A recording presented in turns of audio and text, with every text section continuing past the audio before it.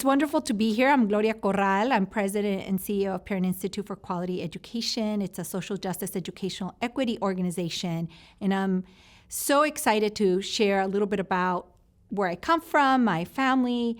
So we are, as so many people, an immigrant family. My parents come from Durango, a very, very small town in the state of Durango in Mexico.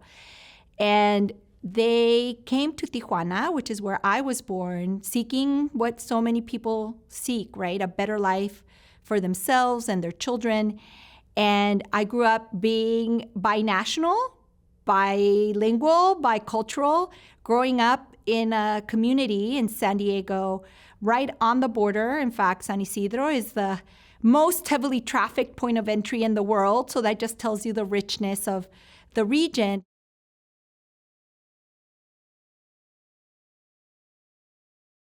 Education for both my parents was the way through which we could create a better future. And I will tell you that my dad's words, still to this day, I hear them.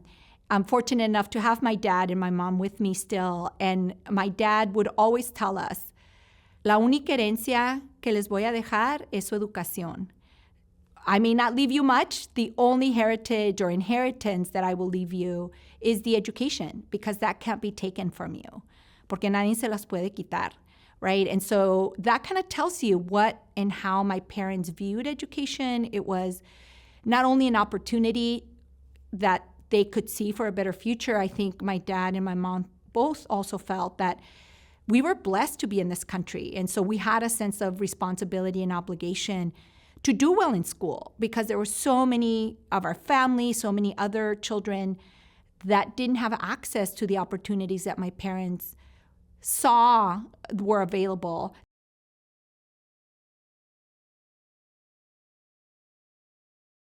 You know, it's interesting as I think about my tenure at UCSD, really anchoring, now in retrospect, obviously, really anchoring some of my early experiences and sort of this sense of responsibility for others that my dad really instilled in us, both my dad and my mom, but my dad, I think, especially because he was the one that would often ask a question when we would come home about, like, ¿qué hiciste? ¿Cómo ayudaste? Right? Like, what did you do? How did you help others?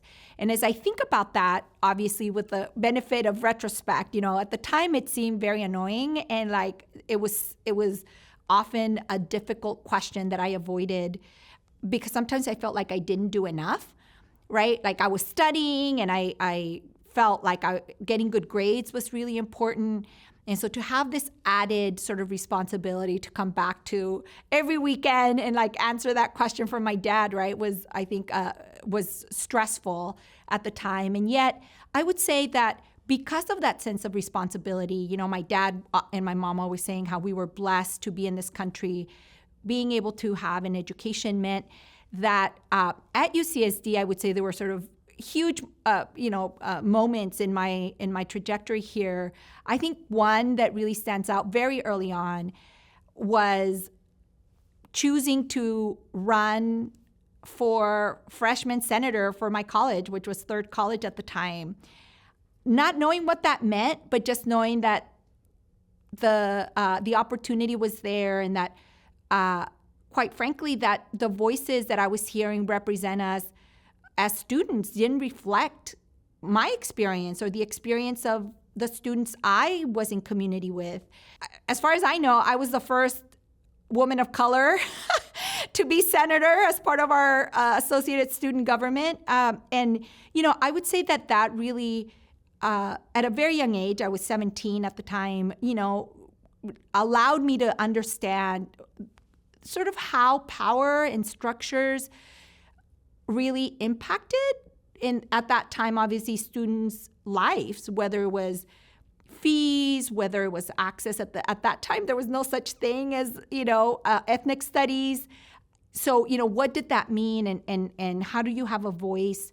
I remember having to go to the academic senate at UCSD, and if anyone has had that experience, imagine an 18-year-old trying to advocate in front of PhD plus level people for something that seems so validating to our experience and yet so foreign, right, in that context. And so I would say being part of the associate student body was seminal very early on in my UCSD trajectory as a formative part of why and how advocacy became action-driven and not theoretical.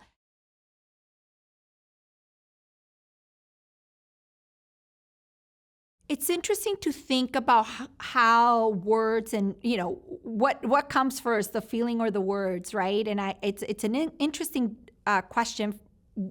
The spark for social justice really, I would say, was more of a feeling of understanding my privilege. Now, I think most people would look at our circumstances and question whether or not there was privilege. Actually, San Isidro at the time was 99% Mexican immigrants. The closest, it was a food desert long before that coin was termed, or maybe it was termed, but no one was using it in my community. And so when you think about the community where I grew up, I think some would be challenged to see it as, as a privilege to grow up there, both because of the poverty that's in the community and still remains, unfortunately, the low quality education that was afforded there. I would say that those are structural issues that generated this idea that social justice needed to happen, right? Again, I didn't know that at the time. I didn't have the words for it. I just knew that things weren't right, right? And I say that because my dad and my mom instilled this really strong sense of right by others, this sense of community, that if you are well, but your neighbor isn't, right? If you are well, but your tia isn't, or your cousin, or the neighbor 3 doors down from where you are, right? That you are all in it together. And I think certainly my dad would not say that was social justice. I think in Mexico, coming at a time when it was repressed, quite frankly, my dad would say, stay away from doing any protesting. In fact, he often did not know that I did it, in case he's watching this. Student protests were completely something that were foreign to him because of the violence that happened in Mexico during those times of social unrest, right? And so it's interesting to think about what was the spark. I think the spark was the example that my parents gave every day through their actions, that we are part of a community, that there are things that are right and wrong, that our privilege to be in an environment where there are opportunities comes with the responsibility of being communal in our thinking and the responsibility of not being selfish.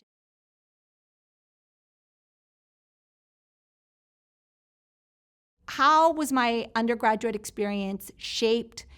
It was really by, I think, some of the structural racism that exists in higher education, especially when I was here, which was in the late 80s, early 90s, because there were classes that you took if you look like me, and there was classes you didn't take if you look like me, right? And so I often think about that, like, could I have done something else, like a doctor? Possibly, I don't know, maybe not, but I would never know because that just wasn't a career option at the time, right?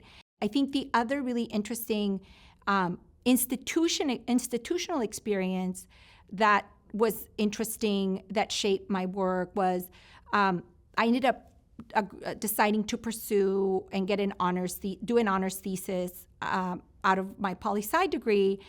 And it was so interesting because I decided to really focus on women activism, political activism in Tijuana. And if you know anything about Mexican politics back then, is that women were not seen and certainly were not heard, right? The only role for women back then in politics was to be somebody's wife, right? And then you made sure you looked pretty and that you had makeup on and that, you fit that role as a politician's wife. it was changing at the time. And I was really interested by this question. And it was very interesting because I go to my thesis advisor and I say, look, I'm really interested in exploring this question. And my thesis advisor saying, well, this is a fad. It's too political. Like, this doesn't warrant the kind of intellectual rigor that an honors thesis should demonstrate, right? And of course, that didn't make sense to me. It was an emerging area of women being empowered. And so, I think in that way, it kind of resembles it, because the otherness, or like, we've never done this. Why are we doing it? Which is in stark contrast to the science, right? The hard sciences here at UCSD. We pride ourselves in being the innovators and doing things that have never been done before, right? Thankfully, I pursued it anyway, kind of in the DL, right? So I had to kind of figure out my own resources and asking Peter Smith, who was not my thesis advisor, for advice and kind of risking, I would say, being approved, but knowing that it was the right thing because this is what I wanted to learn. So all of that, I think, I lived through. I am happy to say that the happy conclusion of my honors thesis is that it is one of the first kind of written documents that began to document the women's movement in Tijuana, for sure, and I think more collectively in Mexico.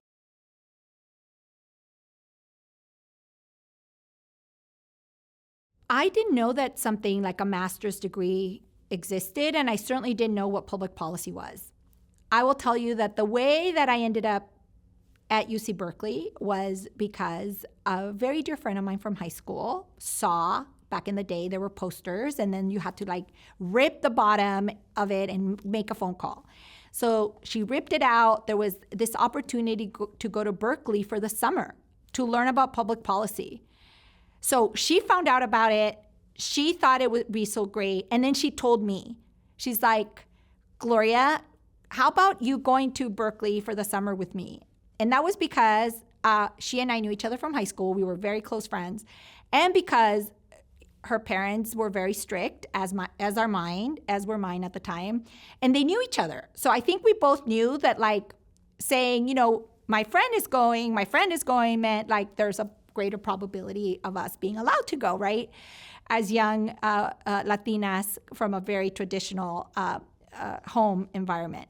And because I went to this program over the summer, I learned about what public policy was. Again, I just didn't have the language. I realized that those were the questions that I had about why does the education system produce only one, person going to higher ed? I don't know, right? So these questions about structural education systems came up.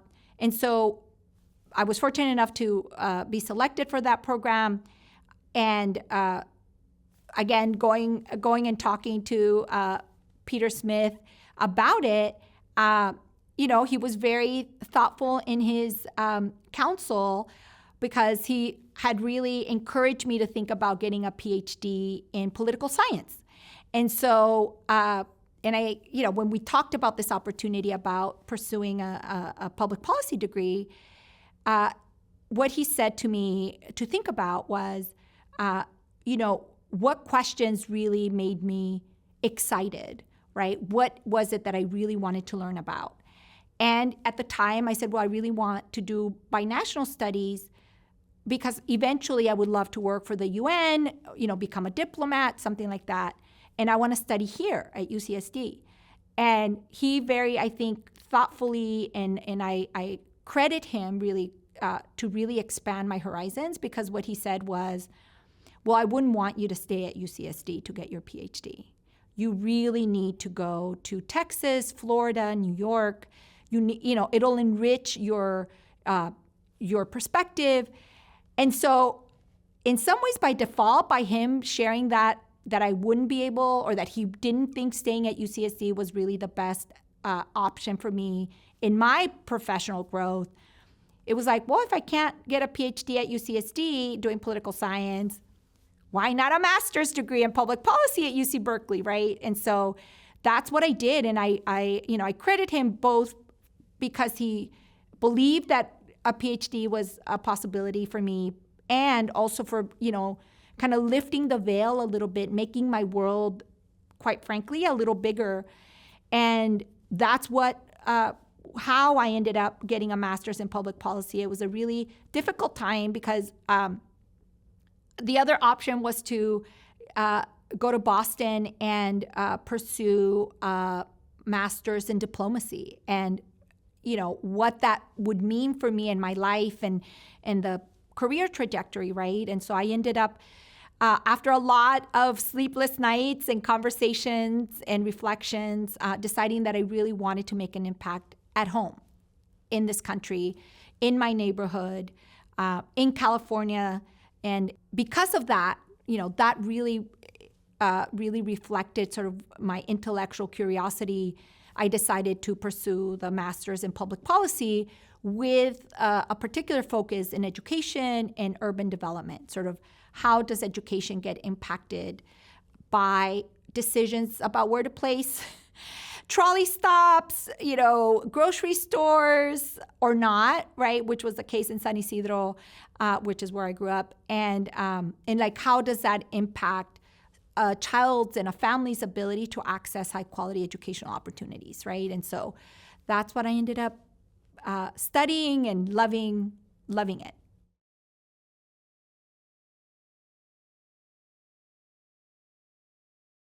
So I get this master's degree in public policy. Most people don't know what that is. I kind of didn't either, but I was very fortunate to then have an opportunity right out of grad school to go to DC and be part of what the time was called Presidential Management Internship Program, which was really designed to select kind of the top talent across the country for public service, to really kind of infuse the federal government with young, talented policy thinkers, very cheap, I would say. I remember, I think my salary was like $30,000, which was really challenging. But it really exposed me, obviously, to incredible opportunities. Through that program, I worked at the U.S. Department of Education, doing policy work at the Office of Elementary and Secondary Education. I worked in Congress, so I was very fortunate to work on the House side of the Congress, doing appropriations. So really thinking about how money and decision making impacts policy, and then had the opportunity to work in the late Senator Kennedy's education staff, thinking about higher ed reauthorization. And so really during my almost 4 years there, got a sense of what the big policy, capital P, really meant in terms of education policy across the country, right? Because we were thinking about it nationally, and the implications that had kind of closer to home. So I did that very early on in my career, and then came back to California and did what most people think about kind of traditional policy. It was part of a think tank, did a lot of thinking and writing about policy choices that governors could make, that district leaders could make, and spent half of my career really thinking about that, always with an emphasis on families and communities that did not speak English as a home language, really thinking about opportunities for highly distressed communities because of underinvestment.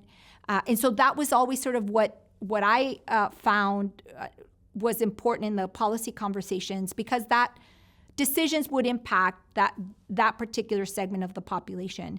So I did that for quite a bit, and then kind of transitioned very intentionally and purposefully to the 0 to 5 space. And for many that don't know, in California, about 75% of children under the age of 5 are Black and brown. And that statistic is what really inspired me to think, how do I impact that pipeline of greatness and diversity in the state. And so I spent about almost 15 years in the 0 to 5 space at First 5 San Francisco and then First 5 San Diego, and really thinking about how do families and communities nurture and support the brilliance of young children, because the education system isn't designed to educate them, because that's how it was set up. And so it does produce, I think, very efficiently the outcomes it was set up to do. Educate some and not educate others. And so I really focused on how do families and communities think about nurturing our youngest children, with the idea then, we would start at prenatal work with families and really support their transition to educational opportunities. And so that's what I was doing. I was at the County of San Diego Office of Health and Human Services, really thinking about bringing families and children more holistically to the work of the entire county. And one of my closest friends sent me an email with the job description of the current role and saying, call me. I thought it was because she was going to apply. She lives in DC, and I was so excited to have her come join us in California. We need bright minds, phenomenal women of color to keep building our ranks. And it turns out that she wanted me to call her because she wanted to tell me that this job was my next job. I wasn't looking for a job. I didn't think I could do a job like this. And what was she saying? But because she is a very dear friend of mine and, whose counsel I take and whose respect I have gained and I cherish, she said, you need to apply for it. So I did. Long story short, I ended up being offered the position. I then proceeded to apparently very eloquently make a case for not hiring me because I wasn't the right candidate. And the hiring committee saying, this is the first time someone has made a really strong argument to take back the offer. But in fact, what you've done is really demonstrated your commitment to the social justice and educational equity of the organization and the mission. So you are, in fact, the right person. And so 5 years later, I've been president and CEO of an incredible social justice and educational equity organization that I'm honored to lead.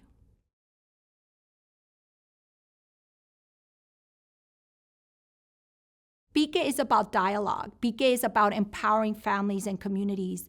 PIQE is about lifting up family voice, because there is a voice, and helping families understand the education system that might be foreign to them because they are not in this country, or that has failed them because they have been in this country and the education system failed them.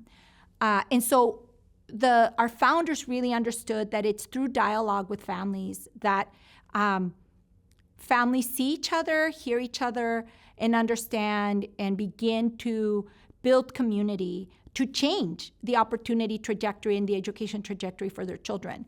So what began as a dialogue with 3 parents at Sherman Elementary, by the 5th convening, there were 120 parents speaking 5 languages and all sharing the same aspiration for their children, an opportunity for their children to have a better future, and their commitment to helping that become a reality, but not knowing how to do that effectively, right? And so PIQE came out of those dialogues. We've been in operation now 36 years. We're very proud of the impact that we've had. We very intentionally seek out communities that are farthest away from educational opportunities as measured by high dropout rates from high school, low performance on math and reading scores, high concentration of low-income families, high concentrations of immigrant and English learners. So this is where we see our mission as a social justice educational equity organization coming to life, being active in those communities. And that's what we do. We've served over almost 800,000 families during our 36-year trajectory in communities with 16 different languages being served, And every year in California, we serve about 25,000 families across the state. And our evidence-based model, one that really looks at meeting families where they are, validating their experience, is being replicated in 14 states across the country.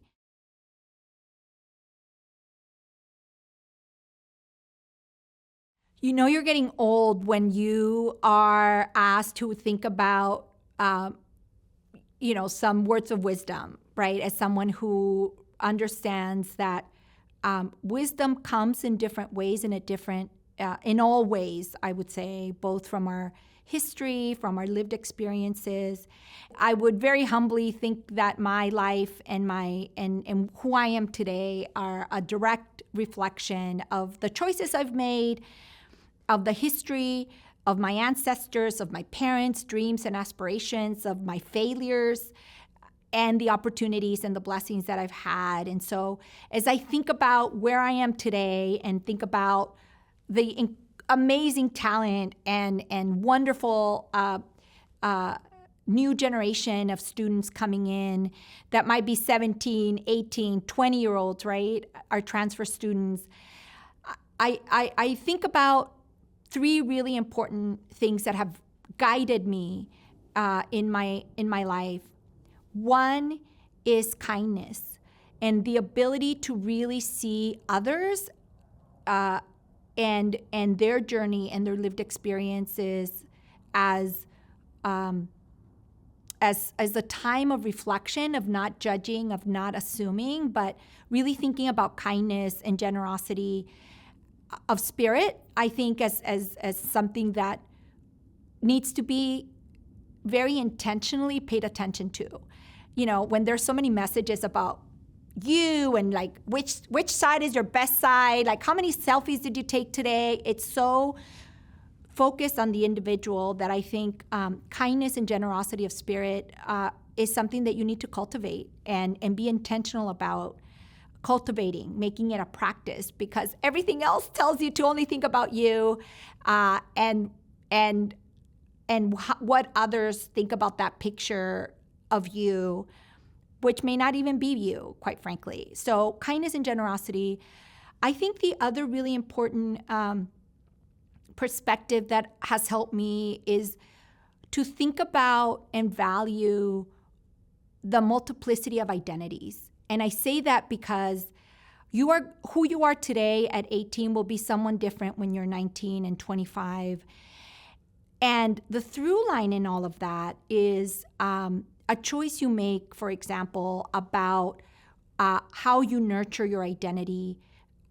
Not, is it one identity? Is it multiple identities? So I would say that as much as I joke about having 17 different hats, I don't think I would give up any of them. In fact, I know I wouldn't, because there have been times where that was a choice. I could have chosen not to be a mom. And that could have been an identity that I could have chosen. And I very thoughtfully decided that that was an identity I wanted. And I was, blessed enough to be able to do that. So I would say, thinking about your identity, if you happen to be bilingual or multilingual, understanding that is your superpower, and recognizing that it's going to take courage, it's going to take time for you to keep it. That means traveling. That might mean, and that doesn't mean getting in a plane and crossing a country. It means reading a book. I have to tell you, I had to read because I didn't have money to travel.